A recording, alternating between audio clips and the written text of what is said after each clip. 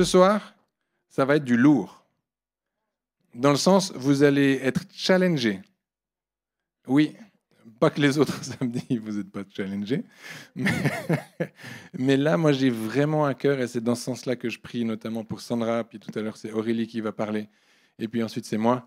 Mais je veux vraiment prier que dans ce temps d'enseignement où on veut sonder le cœur de Dieu pour l'éducation, notamment de nos enfants et des enfants en général, la place de l'école sur cette nation, Seigneur, donne-nous de ne pas être juste des auditeurs. Mais moi, j'active dans l'esprit votre esprit créatif, votre esprit de réformateur dans le sens noble du terme, votre esprit qui n'est pas là en train de dire ouais, ben, de toute façon c'est comme ça, mais de voir la portion que Dieu nous donne, que de ce temps d'échange, de prédication, d'éveil spirituel, que de ce temps, ils sortent des projets, qui sortent des vocations, qui sortent des redirections, des personnes qui abandonnent ce qu'ils sont en train de faire parce qu'ils ont saisi qu'il y avait quelque chose que Dieu les appelait à faire. Je veux le déclarer dans le puissant nom de Jésus. Amen.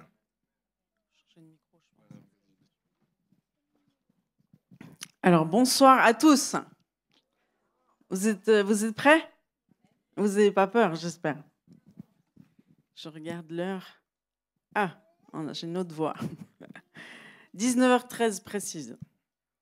Donc, j'ai 15 minutes pour vous dire que l'ofomaltine, c'est de la dynamite.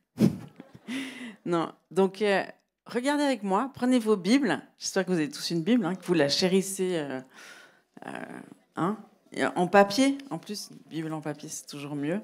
Et puis, prenez avec moi le psaume 60. Merci beaucoup, Mathieu. 78. Je crois que c'était mieux le micro avant. Non. Le psaume 78, au verset 3. Écoutez bien, les enfants. Vous avez pris votre petite Bible? Non. Oh, mince. Alors, voilà, il y en a un qui a une Bible, c'est fantastique. Psaume 78 pour les Suisses, 78 pour les Français, au verset 3. Et écoutez bien. Ce que nous avons entendu, ce que nous savons, ce que nos pères nous ont raconté, nous ne le cacherons point à leurs enfants. Nous dirons à la génération future les louanges de l'Éternel et sa puissance et les prodiges qu'il a opérés. Il faut le dire aux enfants, bien sûr. Il a établi un témoignage en Jacob, il a mis une loi en Israël, il a ordonné à nos pères de l'enseigner à leurs enfants. Il a ordonné aux parents d'enseigner les choses de Dieu à leurs enfants. Comprenez, les enfants? Pour qu'elles soient connues de la génération future. Des enfants qui naîtraient et que, devenus grands, ils en parlent à leurs enfants. Vous aussi, vous devrez parler des prodiges de Dieu à vos enfants. Préparez-vous. Afin qu'ils mettent en Dieu leur confiance, qu'ils n'oublient pas les œuvres de Dieu et qu'ils observent ses commandements. C'est un peu fort, non? Afin qu'ils ne soient pas comme leur père, écoutez bien, une race indocile et rebelle, une race dont le cœur n'était pas ferme et dont l'esprit n'était pas fidèle à Dieu. C'est pour éviter que vous deveniez indociles et rebelles que vos parents doivent vous raconter les miracles de Dieu, les prodiges de Dieu, les bonnes nouvelles que Dieu fait au milieu de son peuple. Vous avez compris? Donc, la chose la plus importante au monde, ce que Dieu dit à travers toute sa parole, parce que vous savez que les lois de Dieu, elles étaient chantées.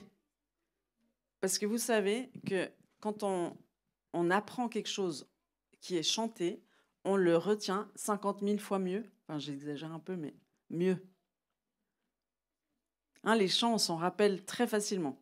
On chante des absurdités toute la journée, d'ailleurs, vous avez remarqué. On l'entend une fois à la radio et on la chante, on la chante, on la chante. Et puis ça sort de notre bouche. Et puis comme on croit le plus à ce qui sort de nos bouches, et bien là, c'est bon.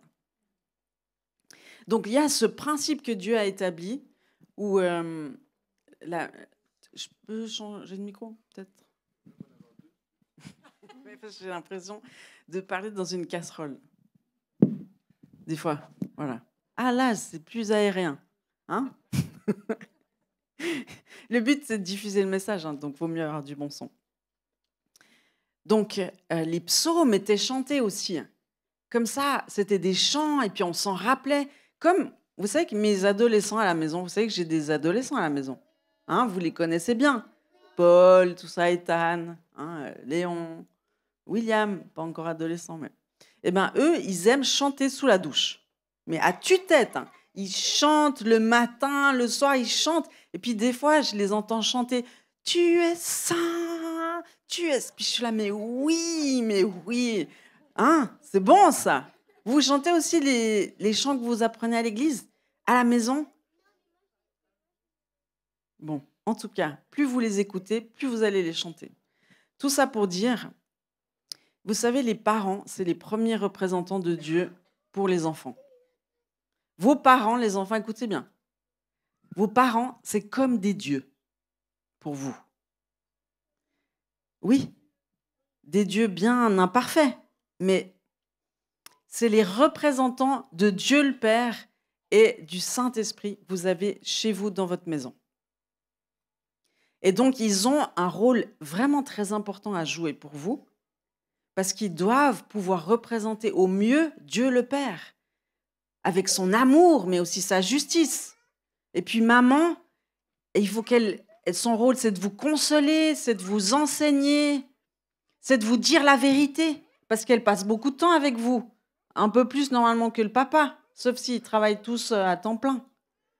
Mais la maman, elle doit avoir du temps avec vous pour vous enseigner les choses de Dieu, même si elle est un peu énervée parfois, même si elle n'a pas toujours tout le temps pour vous enseigner, parce qu'il faut aussi faire des choses à la maison. Mais pendant qu'elle fait tout ça, elle vous enseigne les bontés de Dieu. Maman, hein? Dans le chaos de la maison, elle vous dit quand même que Dieu est bon. Elle vous enseigne à pardonner. Elle vous enseigne à avoir foi en Dieu, que Dieu il est avec vous tous les jours de votre vie. Même à l'école. Même à l'école. Heureusement que Dieu il est quand même avec nous à l'école. Des fois, l'école, c'est pas drôle. Donc, c'est mieux de savoir que Dieu il est avec nous même à l'école.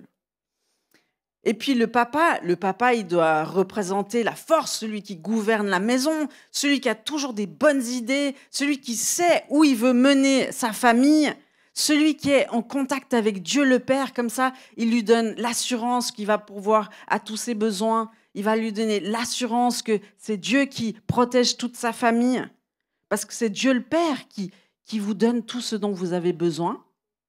Et puis papa, il peut dire, vous inquiétez pas les enfants, on va toujours avoir ce dont on a besoin parce que Dieu le Père prend soin de nous.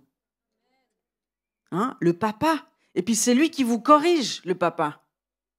Parce que papa, il sait que s'il veut des enfants qui ne soient pas rebelles, eh ben, il faut les éduquer. C'est-à-dire, il faut leur dire non. Il faut leur dire non. Si tu touches cette plaque, tu vas te brûler. C'est parce que papa vous aime qu'il vous met des limites. Donc, vous avez compris que les parents, c'est super important pour les enfants.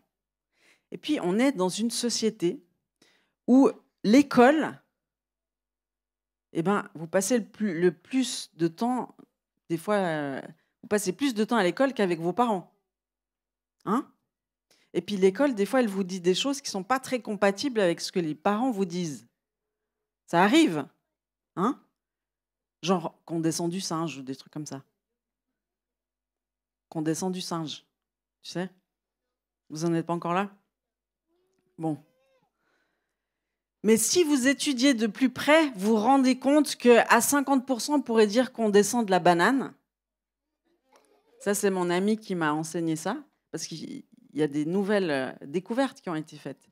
Et puis l'ADN des bananes, des arbres, des végétaux et puis des animaux, leur ADN est très similaire au nôtre parce qu'on a le même créateur. Mais est-ce que ça veut dire qu'on est de la même nature? Non. Parce que nous, Dieu, il nous a fait à sa ressemblance. Il nous a fait comme lui. On a quelque chose de divin en nous. Alors que pas les animaux ni les végétaux. Ils ont été créés selon leurs espèces. Donc là, je ne vais pas faire la prof d'école. Ce n'est pas le but. J'aimerais juste dire qu'il y a quelque chose de divin dans la famille. Et que Dieu a toujours voulu, et c'est comme ça qu'il a instauré avec le peuple juif, que ce soit les parents qui éduquent leurs enfants, que ce soit les parents qui sont en autorité sur les enfants. C'est la responsabilité des parents et pas de l'école, premièrement. On donne à l'école, on délègue notre autorité à l'école. Et puis le problème, c'est qu'on est tellement habitué à le faire, tout petit, en fait, quand on accouche d'un trésor du ciel, eh ben, dans la culture française, on le place chez la nounou à 2 mois, et puis après, on le place à l'école à 2 ans et demi, et puis après, on le place en périscolaire parce qu'on n'a pas le temps de s'en occuper, et puis après, on le place en centre aéré, et puis on devient des étrangers, et après, on est face à lui, adolescent, toute sa rébellion. Parce qu'on est des étrangers. Et ça, c'est la réalité d'aujourd'hui, les amis. On nous a pris notre autorité et on nous a fait croire que l'école allait s'occuper de nos enfants alors que c'est notre responsabilité. On doit être proche de nos enfants. On doit se battre même pour avoir nos enfants avec nous. On doit se battre pour passer du temps avec eux. Parce que ce n'est pas confortable. C'est plus simple de les caser. Mais si on ne s'aime pas, quand on sème avec sueur dans un champ pour récolter, si on ne s'aime pas avec effort, persévérance, sueur et fidélité dans nos enfants, on ne va pas récolter le fruit extraordinaire que Dieu nous demande de produire. Parce qu'un enfant que tu enseignes dans les voies du Seigneur, il va rester dans les voies du Seigneur. Mais pour l'enseigner dans les voies du Seigneur, il faut passer du temps avec lui. Passer du temps avec lui. Donc si tout le monde travaille jusqu'à tard le soir, personne passe du temps ensemble. Et ils sont tout le temps placés. Alors c'est bien de les placer au bon endroit, déjà. C'est déjà bien. Donc,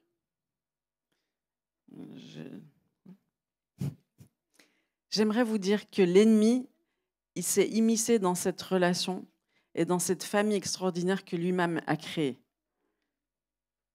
L'ennemi, vous savez qui c'est l'ennemi, les enfants? Je dois recapter votre attention là, parce qu'il y a un petit peu d'agitation, j'ai remarqué. L'ennemi, c'est le loup qui vient dans la bergerie. C'est qui le bon berger? C'est Jésus le bon berger, mais il y a des loups qui rôdent et qui veulent voler les brebis. C'est nous les brebis. Et puis l'ennemi, ce qu'il cherche à faire, c'est à séparer les familles, séparer les parents des enfants, séparer le mari de la femme, séparer les frères et sœurs entre eux. Alors que Dieu, il veut que tout le monde soit réuni. Parce que lui, comme les tribus d'Israël, chaque famille est comme une tribu à ses yeux. Chaque famille a une destinée, chaque famille a une valeur particulière, une couleur particulière, une destinée particulière. Et on a besoin d'être ensemble. Jusqu'à ce que vous trouviez l'homme ou la femme que Dieu vous destine pour quitter votre papa et votre maman pour former une nouvelle cellule familiale. Vous comprenez? Donc les parents sont responsables des enfants. Ça, c'est le message. Pour introduire l'école, c'est les parents, premièrement, qui sont responsables des enfants, mais on est face à un combat idéologique flagrant, les amis. Écoutez bien, les parents. On est face à un combat idéologique présent et flagrant qui va à l'encontre de l'instruction en famille, qui va à l'encontre de l'autorité que les parents ont sur les enfants et qui cherche à déconstruire les familles et à prendre l'autorité des parents pour que l'école devienne l'autorité ou que la gouvernance administrative éduque nos enfants. Donc il y a un vol organisé d'autorité dont vous devez être conscient et qui a toutes sortes de conséquences. Mais selon Dieu, nous les parents sommes responsables de nos enfants. Et on ne peut pas accuser l'école, ou alors il faut faire son école. Voilà. J'aimerais juste dire une chose. Dans la tradition juive, tout ce que Dieu a initié, c'est toujours pour transmettre d'une génération à l'autre. Le Shabbat a été créé, vous savez, le vendredi soir, on fait Shabbat, depuis que j'ai lu ce livre, l'Église messianique se lève, qu'on enseigne au parcours d'adoption. J'ai compris les fondations que Dieu avait données à son peuple, pour que d'une génération à l'autre, les bontés de l'Éternel demeurent, les lois de l'Éternel, qu'elles puissent être transmises d'une génération à l'autre. Donc le Shabbat, c'est un temps en famille ultra pédagogique, parce que c'est autour d'un bon repas, il y a de la joie, il y a de la fête, il y a de la bonne nourriture. La mère, elle allume 2 bougies pour poser l'atmosphère, parce que c'est le rôle de la maman. Et puis le papa, eh ben, il rompt le pain, il partage le vin, donc on fait la Sainte Seine en famille, et on se rappelle des bontés de l'Éternel, et le papa bénit chacun de ses enfants et sa femme. Et les enfants qui voient ça, ils voient, c'est pédagogique, c'est qu'on ne leur raconte pas des choses, mais on leur montre des choses. Dieu est au milieu de la famille, et il y a la bénédiction, et c'est le Père qui gouverne la famille dans l'amour et la justice, parce qu'il bénit chacun des membres de la famille. Et puis la mère, elle pose l'atmosphère, c'est-à-dire qu'elle se débrouille pour qu'il y ait une atmosphère de paix dans la famille et de joie. Et de joie. Donc après, il y a les fêtes de l'Éternel, 3 fois par année, qui sont des fêtes, c'est-à-dire que ça ne s'arrête pas avec Jésus. Jésus, il n'a pas dit, c'est fini les fêtes de l'Éternel. Elles sont à perpétuité, les fêtes de l'Éternel. Elles sont là pour ponctuer l'année et pour ramener le peuple à Dieu. Ramener le peuple à Dieu. Et chaque fête, Pâques, Pentecôte, et les fêtes de l'automne, qui sont les fêtes du tabernacle, sont là pour toujours nous ramener à lui et pour fortifier la famille. Donc dans la pensée juive, il y a toujours la famille, la transmission des parents aux enfants, et l'Église commence dans la maison. L'Église, dites à vos voisins, l'Église commence à la maison. Alléluia. Voilà, je cède ma place à Aurélie. L'Église commence à la maison. Bravo les enfants. Merci Sandra. Merci beaucoup. On a besoin d'entendre ça. De l'entendre et de le réentendre. Et de l'entendre encore et encore. Moi, j'interviens au moment où tu dis ou alors vous faites une école. Et moi, c'est un peu, je veux donner un peu mon témoignage. Mais, le verset que Dieu m'a montré, c'était, on le connaît super bien, Romains 12:2.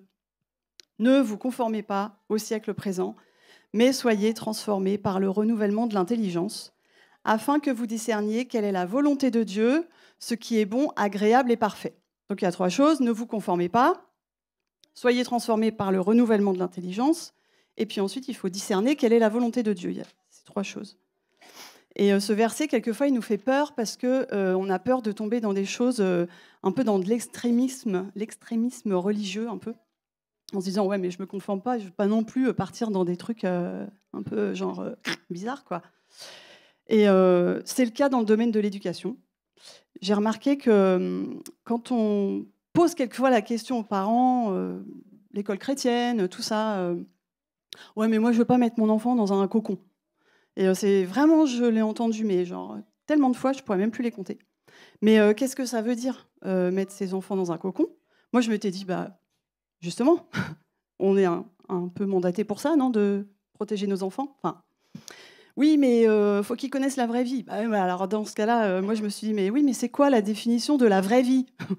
Enfin, c'est quoi la vraie vie ? Moi, si je veux les mettre dans la vraie vie, je préfère les mettre avec l'esprit de vérité, celui qui nous conduit dans toute la vérité. Pas avec un autre. Bon, voilà, c'est des questions, hein, d'accord ? Enfin, c'est mon avis. Je vous partage mon cœur. Et puis, à partir de quand mon enfant il est assez mature pour être mis dans la vraie vie, comme ça, boum, 6 heures par jour, minimum, à l'école. Enfin, bon, je noircis le tableau, volontairement. Est-ce que j'éduque mon enfant quand je l'expose ? C'est vraiment des questions que, si vous vous les êtes pas... Bon, bref, si on ne se les est pas encore posées... peut-être on va le faire ce soir. Si je me les suis posées, mais que peut-être les réponses que j'ai reçues, c'était des réponses un peu toutes faites, puis je ne me suis pas vraiment penchée là-dessus. C'est quoi l'origine de de ces phrases-là qu'on entend partout. Je ne veux pas mettre mon enfant dans un cocon. Enfin, bon, bref. Et peut-être de se demander, OK, le discours que j'ai ou que j'ai reçu, ou que j'entends, est-ce qu'il est valable pour moi, pour ma famille? Est-ce que je me suis mis à l'écoute du Saint-Esprit pour savoir ce que Dieu veut pour voilà, moi, mes enfants? Ou alors est-ce que je me suis juste laissée porter parce que c'est normal, enfin, ne vous conformez pas au monde, mais il y a des choses, c'est conforme, c'est la normalité, quoi. Je veux dire, mettre ses enfants à l'école. Et heureusement, je me suis dit en écrivant là, heureusement que c'est la normalité de mettre ses enfants à l'école. Je veux dire, il y a des pays où ça ne l'est pas. Hein. Donc on est bénis, vraiment bénis en France. Ça, je le soulignais parce que je ne suis pas en train de dire l'école publique, c'est tout pourri, j'en sais rien, quoi. Non, non, non, non. Surtout pas. Et on est bénis, et c'est bon d'avoir cette normalité de mettre mes enfants à l'école. Mais comment dire? Quelquefois, quand Dieu nous demande des choses, ça peut être radical. Et puis ça peut nous sortir vraiment de cette normalité confortable dans laquelle on est. Donc c'est vraiment se mettre à l'écoute. Puis dire, Seigneur, à moi tu me dis quoi ce soir? À moi tu me dis quoi pour mes enfants? À moi tu me dis quoi pour ma vie? Si je suis destinée à l'enseignement ou je ne sais quoi. Hein, mais ok Seigneur, je me mets à ton écoute. Et je voulais vous témoigner de ce choix radical que Dieu m'avait amené à faire, moi. Comment dire? Ouais.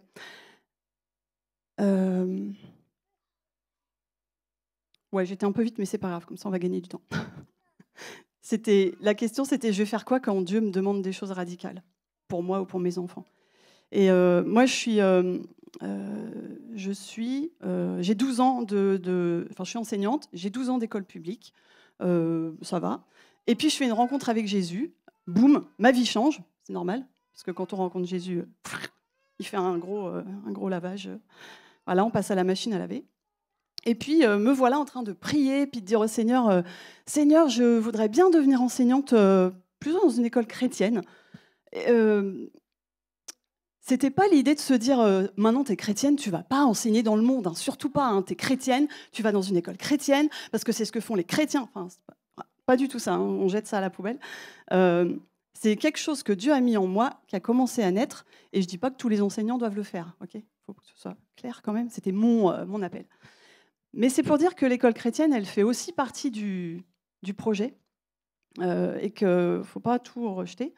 Et donc, je me retrouve à prier comme ça, puis à dire, Seigneur, il n'y a pas d'école là où je suis, mais c'est vrai que j'aimerais bien et tout ça. Puis Dieu il me dit,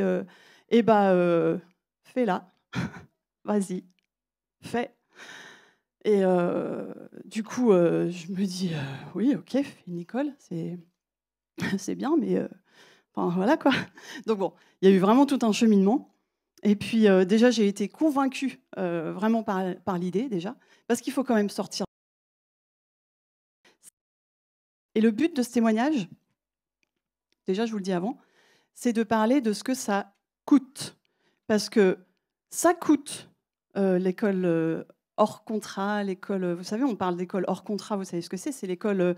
parce que quand on veut créer une école chrétienne ou une école différente, il faut être hors contrat. Bon, c'est pas qu'on est illégal, hein, mais il faut sortir de quelque chose. Et puis du coup, oui, c'est ça, c'est une école indépendante et ça coûte. Ça coûte pour les parents, mais ça coûte aussi pour les enseignants. On n'a pas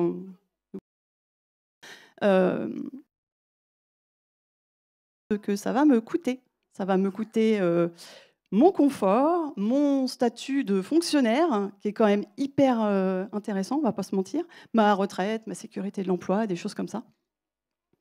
Et il y a il y a 1 an de réflexion qui se passe à ce moment-là où je dis Seigneur, il faut que tu me confirmes et que tu me reconfirmes parce que je ne veux pas que ce soit juste une lubie comme ça, je veux vraiment que ça vienne de toi.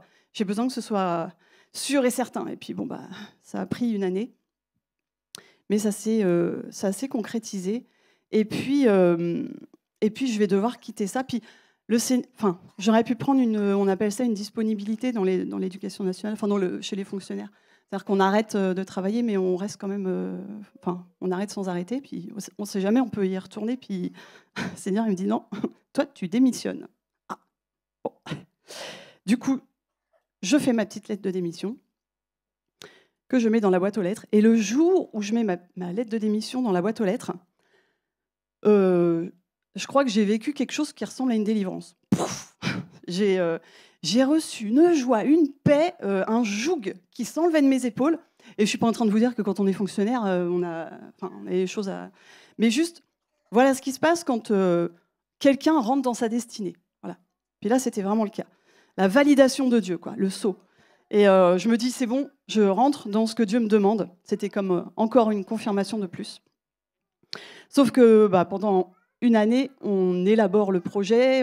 L'école n'est pas encore créée. J'ai pas de travail. Je précise qu'à ce moment-là, je suis célibataire, toute seule. J'ai pas de chômage, j'ai pas de RSA. Juste pour dire que quand on suit le Seigneur, c'est pas pour ça que ça va coûter, quoi. Quelquefois, ça coûte. Mais Dieu pourvoit. Dieu pourvoit. Et c'est vraiment le témoignage que je veux que vous reteniez ce soir, c'est Dieu pourvoit. Il a pourvu, je ne vais pas vous raconter parce qu'il y en a trop, mais on a ouvert cette école en septembre 2016, miraculeusement à plein de niveaux. Et là, l'aventure commence. Enfin, pour moi, elle continuait parce qu'elle était déjà en route depuis 1 an, l'aventure. Aujourd'hui, j'ai déménagé pour prendre un nouveau virage dans ma vie, le mariage. Ça fait 5 ans, et chouette. Et j'ai rejoint un nouveau projet. On vous fera peut-être une petite pub plus tard. Donc l'école Éclat, qui est ouverte ici. Mais tout ça pour dire que si ça coûte et que c'est difficile, c'est peut-être quand même le plan de Dieu, et il pourvoit. Et l'éducation, c'est plus que la scolarité, hein. L'éducation, ça doit être notre combat. C'est quelque chose qui va être difficile et il ne faut pas s'étonner que ça le soit. Mais il ne faut pas non plus que ça nous arrête. Donc je voudrais aussi appeler Darlène, parce que moi j'ai eu le témoignage côté enseignant, et puis on va avoir le témoignage côté parent. Dieu pourvoit.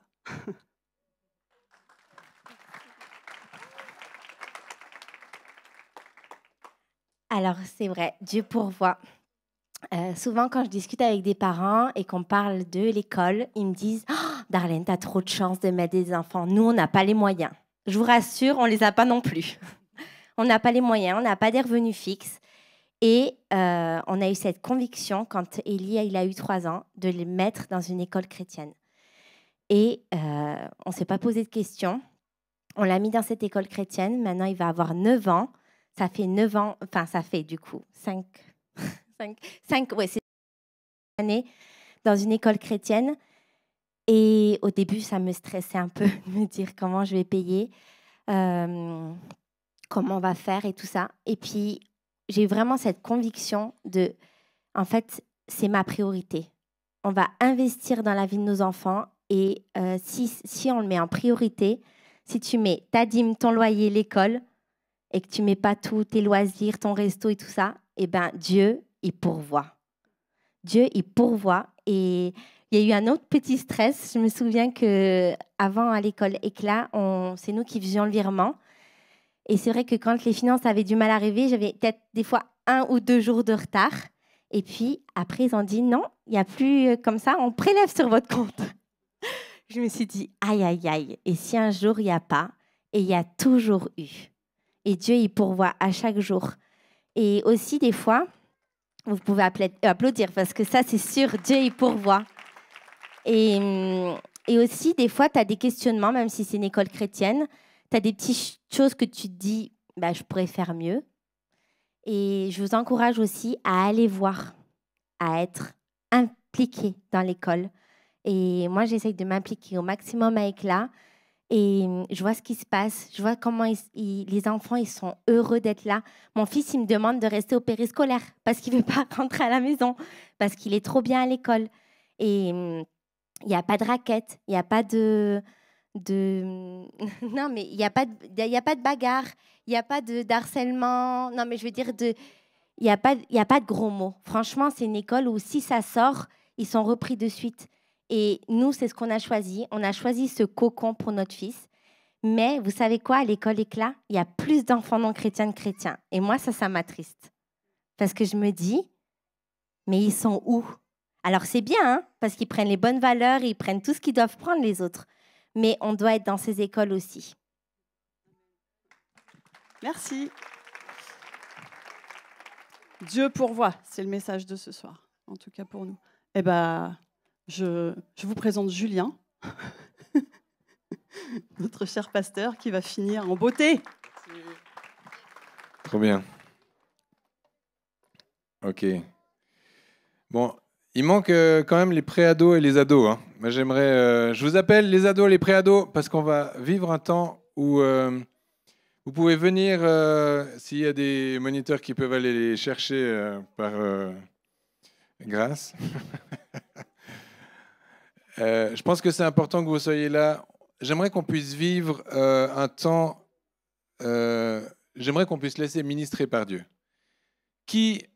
Pour qui les années collège, ça a été les meilleures années de votre vie? Ah. Non, mais c'est pas une question piège. Hein. Il y a des gens qui ont passé le collège et ça a été leurs meilleures années de leur vie. Hein. Donc, ok, quelques-uns. T'es marié? T'es marié? Non, pas encore. Ok. Non, je me suis dit. Non, mais c'est possible hein, que ce soit les meilleures années. Mais le but, c'est que si c'était vos meilleures années, les meilleures années de votre vie, il faut qu'après, ce soit increase. C'est-à-dire que ce soit le démarrage de quelque chose de plus en plus glorieux. Mais c'est vrai qu'il peut y avoir, au niveau des amitiés, on peut vivre. Et merci les ados d'être... c'est trop bien. J'aime bien que vous soyez là. On peut les applaudir comme si c'était un exploit qu'ils viennent d'écouter. Non, je ne sous-entends pas que vous n'étiez pas en train d'écouter. Je le sais, vous n'étiez pas en train d'écouter. Oui, j'ai été prof aussi pendant un certain temps, donc je suis plus naïf maintenant. Je sais, et puis je suis accessoirement parent. Donc voilà. J'aimerais qu'on puisse tout à l'heure vivre un temps de, pourquoi pas de guérison, pourquoi pas de délivrance. Parce que, ils disent, ok, encore de la délivrance et de la guérison. Parce qu'on en a besoin. Moi, je me souviens dans mon propre témoignage, c'est pas du tout le sujet, je vais aller rapidement dans un concept, mais à l'école, j'étais vraiment... L'école, c'était difficile pour moi, ou moi, j'ai été très difficile pour l'école. Je ne sais pas pour qui l'un était plus difficile que l'autre, mais je me souviens c'est une histoire. J'avais peut-être l'âge, je devais avoir, c'était la 4e primaire en Suisse, donc je devais avoir... ou même, ouais, je devais avoir 7 ans, 7-8 ans, quelque chose comme ça. Et puis bon, c'est vrai que j'étais un peu indiscipliné. Et la prof en a eu tellement marre de moi qu'elle a dit « Julien, tu viens devant ». Et puis, elle a demandé à tous les élèves de... donc j'étais là, on avait les tableaux noirs à l'époque, vous avez les tableaux blancs. Voilà, ouais, tout a changé, je vous dis. Et puis, donc j'étais devant le tableau noir, et puis elle a demandé à tous les élèves de me huer, de me lancer des bouts de papier, de m'humilier. Parce qu'elle a dit, bon, j'avais certainement fait une crasse à quelqu'un, ou j'avais certainement manqué de respect à un de mes camarades, ou je ne sais, je plaide coupable. Mais la bonne idée de la prof, c'était, tu vas voir ce que ça fait d'être humilié. Et puis, c'était horrible. Je me souviens comme si c'était hier. Je pleurais. Non, pas tout à fait. Je me souviens comme si j'ai été guéri de ça. Je lui ai pardonné. J'ai pardonné à ma maîtresse parce qu'elle m'avait fait beaucoup de mal. Parce que c'est difficile d'être devant tous tes copains, tous tes camarades, et même tes alliés, même ceux avec qui tu fais les crasses, ceux avec qui tu avais confiance en eux. Même eux, ils ont trouvé... Parce que quand tu demandes à un enfant d'humilier un autre enfant, ils trouvent ça génial. Parce qu'elle avait fait le truc cool. Elle avait dit, vous pouvez lui jeter des gommes, vous pouvez lui jeter des papiers, vous pouvez lui jeter tout ce que vous voulez, comme si c'était des tomates et tout ça. Et puis, je m'en suis pris plein la tronche, mais aussi par mes plus fidèles amis. Et c'était dur, et je sais que ça a créé une marque, pas indélébile, gloire à Dieu, mais ça a créé une marque hyper violente à l'intérieur de moi. Et ça m'a complètement déconnecté de l'école. En gros, c'était, si ça c'est l'école, ciao. Et puis à l'intérieur de moi, ça fait genre... Tu sais, je me suis dissocié de mon rôle d'élève, et puis j'ai dit, dorénavant, je serai le méchant. Vous allez affaire au mauvais côté de ma personne. Et puis ça a été tout un long processus, finalement, de délivrance et de guérison. Mais pour dire, j'aimerais que tout à l'heure, on puisse prendre un temps où on veut demander à Dieu de pouvoir venir nous guérir dans nos émotions, nous guérir dans ces endroits où on a été humilié, où on a été mis de côté, où on a été méprisé, où on a vécu des choses au travers de l'école. Et puis pourquoi pas, s'il y a des enseignants ici qui peuvent plaider coupables dans l'intercession. Mais je crois vraiment qu'il y a une revanche à prendre. Je pense qu'il y a quelque chose que Dieu veut faire, veut instituer au milieu de nous. Pas comme tout à l'heure, comme l'a dit Aurélie, c'est pas qu'on est en train de dire il y a les bons, il y a les méchants, et puis ceux du monde sont les méchants, nous on est les bons. On n'est pas dans ce délire-là. Mais vraiment de prendre la part qui est la nôtre de restitution. C'est-à-dire que Dieu puisse venir restituer ce qui nous a été volé. Parce qu'il y a effectivement quelque chose de beau, de noble dans l'éducation et toutes ces choses-là. Donc, rapidement, qu'est-ce que dit la Bible de l'école? Est-ce que les enfants, vous avez déjà regardé comme ça dans votre Bible? Est-ce qu'il y a le mot école dans la Bible? Non. Ah, t'as déjà regardé? Genre tu sais, c'est... Ben non. Forcément qu'il n'y a pas le nom école dans la Bible. Genre, t'es fou ou quoi? Genre, on ne peut pas avoir un truc horrible dans la Bible. Non, c'est ça. Bon, pourtant, il y a quand même des choses un peu horribles dans la Bible, mais c'est pour que nous soyons enseignés de ce qui est bon et ce qui est mauvais. Mais dans la Bible, on voit que l'instruction, au début, on ne parle pas d'école vraiment. Puis on va comprendre que... Alors, pourquoi on ne trouve pas le mot école dans la Bible? C'est que ça ne faisait pas partie de ce qu'on comprend aujourd'hui dans la foi juive. On va le voir après un peu dans une histoire. On va comprendre que dans d'autres sociétés, dans d'autres cultures, dans d'autres philosophies, l'école était très présente déjà à l'époque de la Bible, déjà plus de 3, 4, 5 000 ans avant Jésus-Christ. Mais on n'en parle pas beaucoup dans la Bible parce que ce n'est pas central. Par contre, l'instruction, et comme l'a dit Sandra, l'instruction, le fait de partager des trésors, ça on le fait, mais on le fait en famille. Et puis c'est vrai que c'est le rôle du père, c'est le rôle de la mère, d'instruire, d'éduquer les enfants.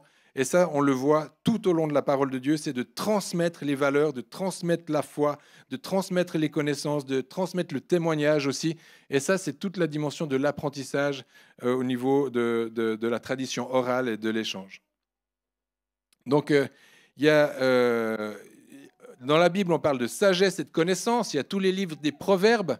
Les enfants, si vous voulez aller à la meilleure école, vous prenez dans votre Bible le livre des proverbes. L'avantage des proverbes, c'est que c'est des toutes petites histoires très courtes qui parlent de vous, qui parlent de Dieu et qui parlent de vous et Dieu, comment fonctionner ensemble. Et puis c'est bien parce que vous pouvez en lire un qui est court et puis commencer à le méditer et puis de saisir ce que Dieu est en train de faire au milieu de vous. Ce n'est pas des grands livres qui sont compliqués à appréhender. Donc les proverbes, c'est vraiment un endroit extraordinaire. Vous pouvez après glisser dans Ecclésiaste si vous êtes un peu plus calé. Mais ça, c'est génial. Pour les autres aussi. Ça va? Proverbe, c'est bon? Maintenant, le maître par excellence, c'est-à-dire le maître d'école par excellence, c'était qui? Ben là, c'était vraiment Jésus. Parce que lui, c'est le pédagogue, c'est celui qui marche avec toi, c'est celui qui expérimente avec toi, c'est celui qui fait les choses avec toi, c'est celui qui te montre comment faire, c'est celui qui a fait de l'école un endroit de vie, d'expérimentation. Il expérimente, dites avec moi, il expérimente les choses avec moi. C'est mon ami, c'est mon maître, c'est Rabbi. Rabbi, c'est celui, c'est le mot Rabounet. Rabounet, c'est vraiment le maître que je chéris. J'aime passer du temps, c'est trop bien quand je suis avec Jésus. Il m'explique tout, je lui demande un truc, il me répond. Et puis il fait en sorte que je le comprenne. Il me prend des exemples simples de la vie, du quotidien, puis il me les met à ma portée. Puis des choses compliquées, il les rend simples. Ça, c'est bon. Vous aimez quand les profs, genre ton prof d'SVT ou ton prof d'histoire ou ton prof de géo, le gars, il est tellement passionné par ce qu'il fait que tu es là, tu es genre ça devient génial. Tu dis, mais c'est génial, je veux être historien. Et puis après, tu vas en fac d'histoire et puis tu fais, non, c'est pas ça que je voulais faire. Mais il y a des profs, il y a des enseignants qui transmettent leur passion. Jésus, lui, il transmet la passion du Père. Il transmet l'amour du Père. Il est celui qui fait cette œuvre-là. Bon, bref. L'éducation dans l'Église primitive, ça se fait aussi en famille. Ça se fait ensemble. C'est organique. C'est pas organisé, mais c'est organique. Dans le sens, c'est vivant.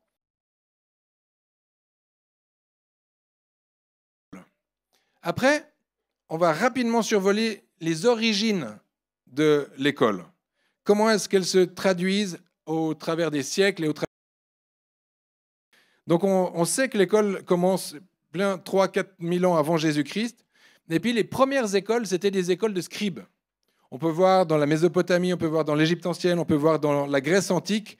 C'était dans la Rome antique également. C'était comment écrire, comment calculer, comment faire des choses qui nous permettent en réalité pas de devenir plus intelligents, mais c'était quasiment tout le temps connecté à des dimensions commerciales, à des dimensions armées, à des dimensions d'organisation. C'est-à-dire comment communiquer un message rapidement, comment calculer vite pour qu'on puisse être plus rentable, Et puis c'était surtout lié à de l'économie.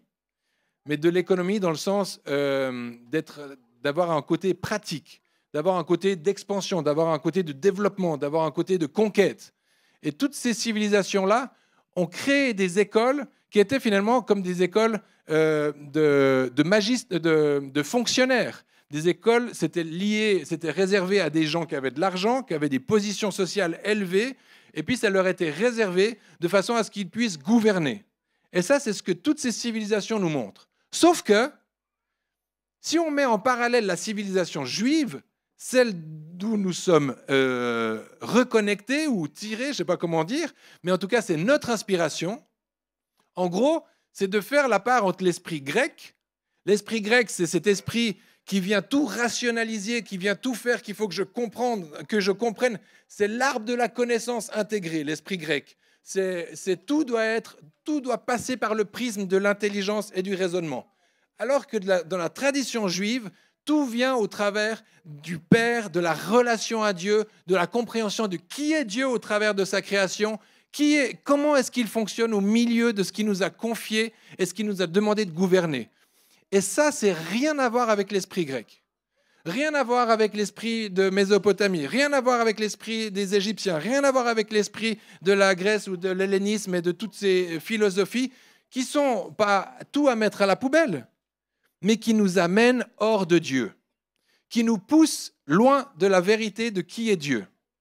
Et ça, c'est hyper important de comprendre, les enfants, parce que vous êtes dans des modèles d'école qui sont façonnés sur un esprit grec, qui sont façonnés sur les philosophies hellénistes, qui sont façonnés sur les philosophies romaines, qui sont façonnés sur toutes ces puissances de raisonnement qui continuent de vous être enseignées, même pas au travers du sujet, mais au travers de l'esprit qui est derrière.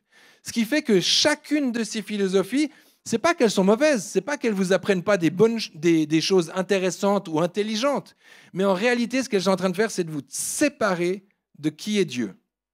Et ça, c'est comme la grenouille dans l'eau chaude, elle ne se rend pas compte qu'elle est dans un milieu qui est en train de la séparer de qui est Dieu et de ce que Dieu fait et de ce que Dieu dit. Et ça, c'est vraiment le grand paradigme entre l'esprit grec, pour synthétiser, l'esprit de ce monde, l'esprit des Lumières, l'esprit des philosophies, l'esprit des faux dieux, finalement, pour le dire comme ça, et puis l'esprit du seul vrai Dieu qui est exactement dans ce que la tradition juive nous apprend. Et donc, ce qui est important de retenir, c'est que c'est l'avènement de l'idée de l'éducation universelle. Donc, c'est l'école qui est le fer de lance de ça ici dans notre France républicaine. La bonne nouvelle, c'est que c'est devenu accessible. Aujourd'hui, c'est devenu accessible à tous. Alors, est-ce que c'est une bonne nouvelle ? Professeur Aurélie a dit oui, c'est une bonne nouvelle. C'est une bonne nouvelle que tout le monde puisse aller à l'école. Mais retenez cette bonne nouvelle, est-ce qu'on ne peut pas lui mettre des guillemets ? Parce que dans l'esprit grec, l'école n'était pas donnée à tous. C'était réservé à une élite. Dites avec moi, réservé à une élite. Alors que dans la tradition juive, il n'est pas du tout question de réserver la connaissance de qui est Dieu et les connaissances qui tournent autour du fait de qui est Dieu, c'est-à-dire comment Dieu fonctionne, comment le monde fonctionne, qu'est-ce qui est bon de savoir. Parce que ce qu'on observe aujourd'hui, c'est que les plus grands scientifiques, les plus grands savants, historiques et contemporains, sont pour la plupart des juifs. Ben oui. Pourquoi ? Parce que dans la culture, ce n'est pas réservé à une élite, c'est réservé à l'ensemble du corps. C'est-à-dire c'est chacun a droit à la portion que Dieu veut lui donner. Et c'est ça la manifestation de Dieu, c'est que chacun, toi, Dieu, il considère que vous êtes tous capables. Il n'y en a pas un qui n'est pas capable. Il n'y en a pas un qui est mis de côté en disant « Toi, tu n'as pas des bonnes notes à l'école, allez, incapable. Allez, tu feras rien du tout. » Bon, là, j'ai un de mes fils qui me regarde et dit « Ouais, ben, c'est pas ce que tu m'as dit l'autre jour. » Bon, c'est vrai, je confesse. Mais même si on doit les secouer parce qu'on veut le meilleur de leur part, on aimerait qu'ils puissent parvenir dans le système du monde qui est celui d'ici. Je ne dis pas que c'est le système qui est bon, mais c'est le système qui vous évalue et qui vous dit si tu n'as pas ton bac, tu ne feras rien. Et c'est le système qui est ici. Alors, où on se bat contre le système, où on dit, bon, je vais faire l'effort de rentrer et de faire ce qu'on me demande de faire. Mais il faut comprendre que le système d'ici est un système d'exclusion, exclusif, qui dit que les élites vont pouvoir s'en sortir, les autres, pas grave, ils auront le SMIC. Puis finalement, on voit que la masse des gens qui ont le SMIC devient chaque année de plus en plus grosse. Chaque année de plus en plus grosse. Puis ce qui va arriver, c'est que tu en auras 50 qui auront leur salaire comme ça, et puis tu en auras 50 millions d'autres qui seront au SMIC. Alléluia. Non, ce n'est pas ce qu'on veut. Parce que le royaume de Dieu, c'est un royaume qui est inclusif. Il veut que la connaissance de Dieu se répande sur chaque être qui respire. Vous pouvez dire amen à ça? Ah oui. Donc, l'éducation dans la société juive était considérée comme une obligation religieuse et morale pour tous les hommes juifs, indépendamment de leur classe sociale. Alors maintenant, nous, la révolution que Jésus a faite, mais il l'a faite au milieu d'un changement de société. C'était une société qui était gréco-romaine. Et puis lui, il a dit, il a embarqué la femme dans le fait qu'il n'y ait ni homme, ni femme, ni grec, ni juif. Lui, il a fait cette œuvre où il a accompli ce que le cœur de la foi juive voulait dire, c'est que c'est la connaissance de Dieu, c'est-à-dire la communion avec Dieu, elle est pour tout le monde. Mais pour tout le monde, pas que pour les Juifs. Et lui, il a essayé de faire cette percée extraordinaire. Et puis, la tendance de ce monde, l'esprit grec, et notamment gréco-romain, lui, il a poussé dans l'autre sens pour nous faire rentrer dans une société administrative, fonctionnaire, codée, cloisonnée, handicapante, sclérosante, où on devient fou. Ce n'est pas la volonté de Dieu. Alors nous, on fait quoi? Nous, on fait quoi? Donc, je vais essayer d'aller vite. Oui, les écoles. Voilà, Sandra dit, dis-leur, crée des écoles. Mais bon, j'ai envie de vous... Oui, c'est ça. Il faut qu'on puisse créer des écoles. Mais j'aimerais encore quand même vous convaincre un petit peu. En somme, l'éducation dans la culture juive antique était bien plus accessible et universelle que dans beaucoup d'autres cultures de l'époque. Elle était considérée comme un essentiel pour la vie religieuse, sociale et culturelle de la communauté. Donc ça, c'est un fait qui est établi et c'est un fait qu'on doit pouvoir regagner. On doit pouvoir rentrer dans ce que Dieu avait prévu initialement. Et le phénomène de décrochage de nos enfants avec l'école, c'est-à-dire que pourquoi est-ce qu'ils sont plus amoureux de vouloir apprendre? Vous n'avez pas remarqué qu'il y a un moment dans la vie d'un enfant où, quand ils ont 2-3 ans, ils passent leur journée à demander pourquoi. Pourquoi, papa? Pourquoi? Genre, t'en peux plus. Non, mais vous avez vécu cette étape de vie? Attends, tu rentres du boulot, genre t'es cuit, genre, si papa, pourquoi? Et puis ça, pourquoi? T'es là, genre, va voir maman. N'en peut plus. Et par cette attitude, parce qu'on n'en peut plus, parce qu'on est dans ce système complètement tordu, on recale l'enfant, et puis on lui fait comprendre qu'on n'en peut plus de lui répondre pourquoi, et il perd cet appétit de vouloir apprendre. Parce qu'aujourd'hui, il n'en a plus rien à secouer, parce que tu vas vers ton fils et puis tu lui dis « Ouais, écoute, alors j'aimerais te raconter pourquoi, non. » Et puis il est là, puis il te regarde genre... Il ne veut plus rien savoir. Je caricature un peu, mais vous voyez qu'il y a quelque chose qui se perd sur le chemin. il y a un appétit d'apprendre, de recevoir, d'être gorgé de tout ce que le monde pourrait, le monde dans le sens, le monde de Dieu pourrait vous donner. Ben ça, tu as l'impression que c'est plus vraiment effectif. Et puis ça, ben, on l'explique avec des choses évidentes, comme par exemple, c'est l'industrialisation qui nous a séparés du fait d'être des familles qui travaillaient ensemble. C'est l'ère moderne, hein, si on veut bien. Il a fallu, ben, papa, maman vont à l'usine, donc il faut mettre les enfants à l'école. Donc on se dit, oui, c'est une bonne nouvelle, les enfants vont à l'école, c'est super. Et puis après, il y a eu l'avènement de l'éducation publique obligatoire, qui pourrait être une bonne nouvelle avec Jules Ferry, mais j'aimerais quand même qu'on note qu'en 1880-1882, quand Jules Ferry a décrété que l'éducation primaire gratuite, écoutez bien, primaire gratuite, laïque et obligatoire, moi, le marketeur que je ne suis pas, mais j'ai appris que quand c'est gratuit, c'est toi le produit. Bon. Parce que quand c'est gratuit, tu ne peux plus choisir.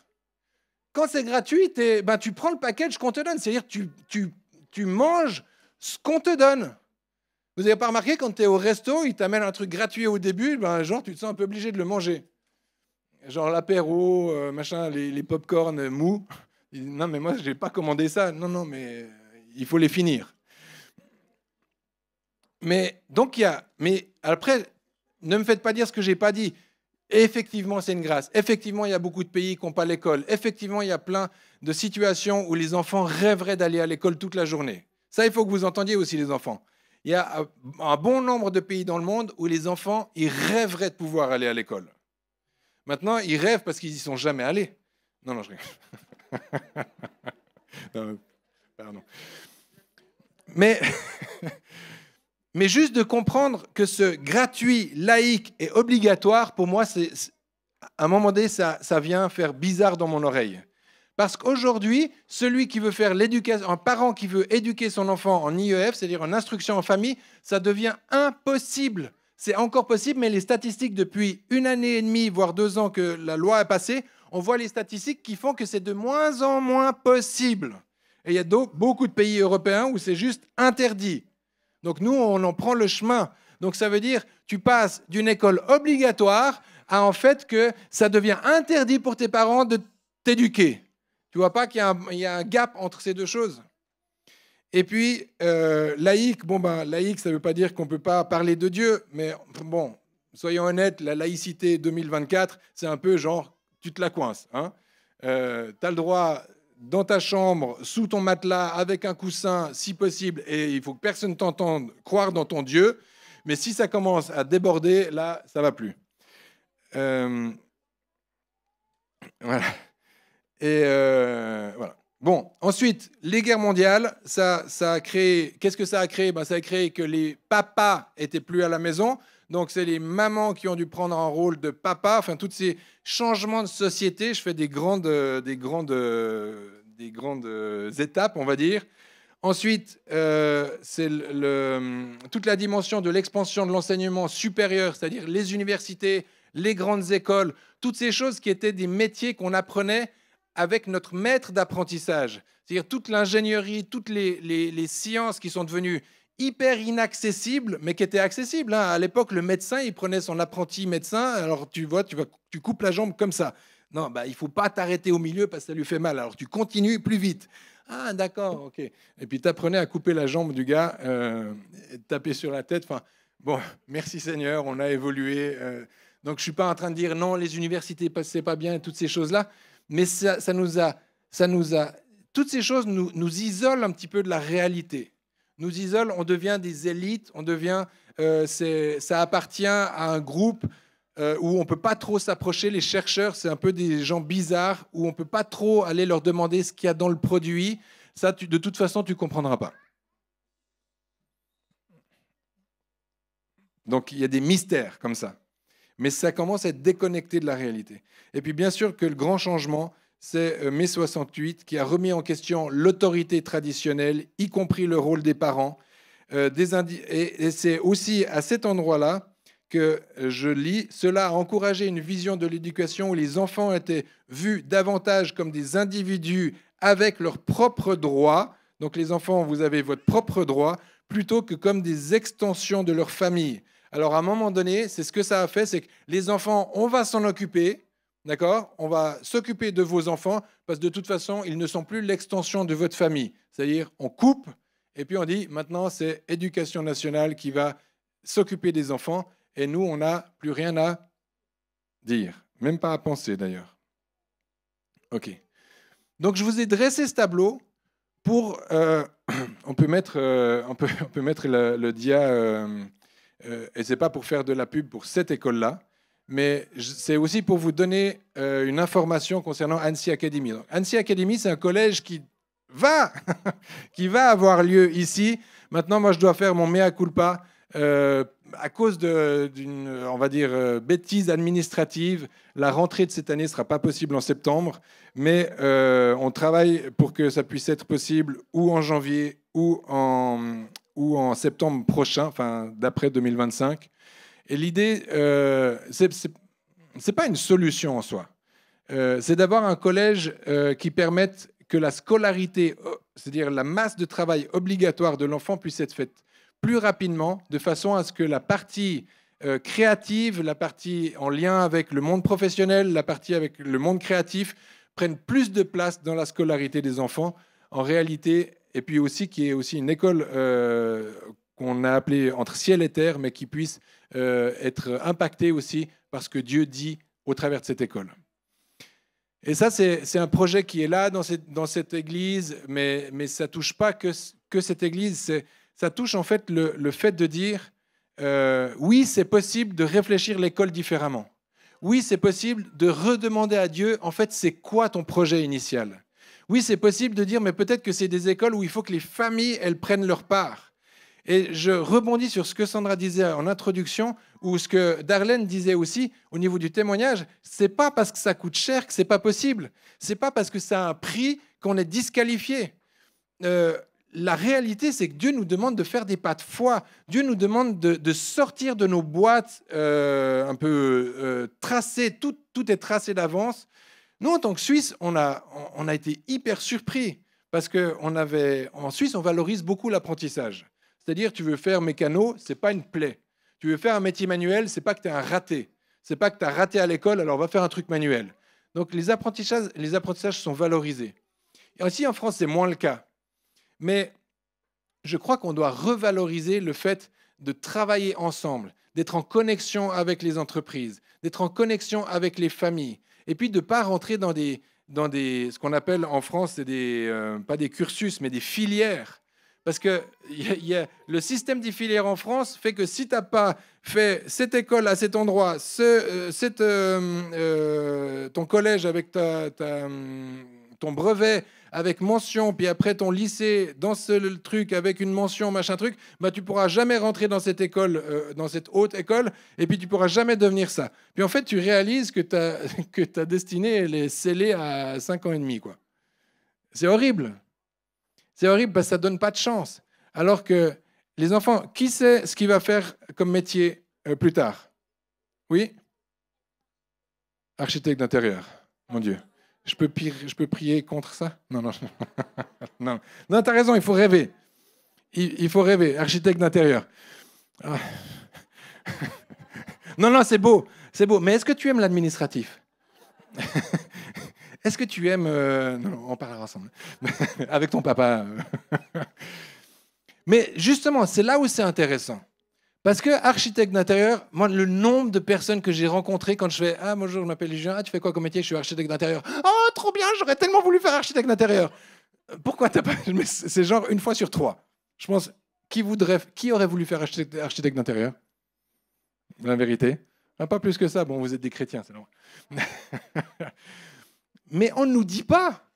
Ah oui, le temps est passé. On ne nous dit pas que quand tu es architecte d'intérieur, en réalité, tu vas faire un croquis qui va te prendre 15 minutes, puis après, tu vas prendre 6 mois avec des documents, avec des CERFA, tu vas remplir des CERFA, mais à plus savoir qu'en faire. CERFA, c'est quoi? C'est un dieu? Ça veut dire quoi, CERFA? Je me demande si ce n'est pas un dieu, CERFA. CERFA, oh, CERFA. Mais non, mais tu as raison, c'est un magnifique métier. L'architecture d'intérieur, c'est un magnifique métier. C'est vraiment trop bien. Ok, je vais vous demander de vous lever, on va prier. Et j'aimerais que... Est-ce que quelqu'un peut... Nathanaël, tu peux... Ou guitare ou piano. Les enfants, vous pouvez rester là. Les ados, vous pouvez rester là. Mais j'aimerais qu'on puisse ensemble saisir qu'il y a un projet de Dieu concernant l'éducation, concernant l'instruction, qui est magnifique, qui est beau, qui est riche, dans le sens riche qui est fat, gras. Riche, vous savez, on dit une nourriture qui est riche, elle est grasse. Puis la graisse, ben c'est la grâce. Mais la graisse, c'est, vous savez qu'il n'y a pas de vie sans la graisse. Une femme qui est anorexique, elle ne peut pas enfanter parce qu'elle n'a pas assez de gras dans son corps pour que la vie puisse prendre place. La grâce et la vie. Et le gras, c'est la vie. Bon, il y a Hervé qui sourit.